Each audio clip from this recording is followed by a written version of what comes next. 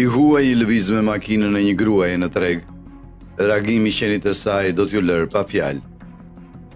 Emily gjithmonë e ka dashur xhiron e saj të mëngjesit të shtunën në tregun e fermerëve. Ajri I freskët, duke mbajtur aromën e lehtë të bukës sapo pjekur dhe luleve që lulëzonin. Ajo parkoi SUV-in e saj të argjend pranë hyrjes, në të njëjtin vend që gjithmonë e zgjidhte, dhe mori shportën e saj të thurur nga vendi pasëm I makinës.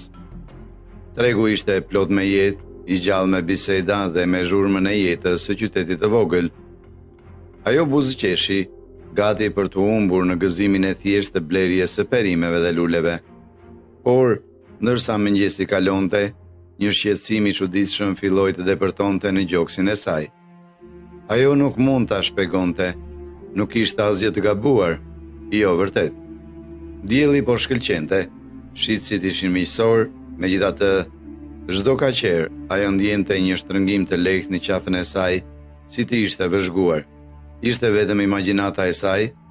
Ajo e largoi këtë mendim duke përpjekur të shijonte ditën. Një orë më pas, me shportën e saj të mbushur me produkte të freskëta dhe një buqet me diell, Emily po shëtiste përsëri drejt parkimit. Por kur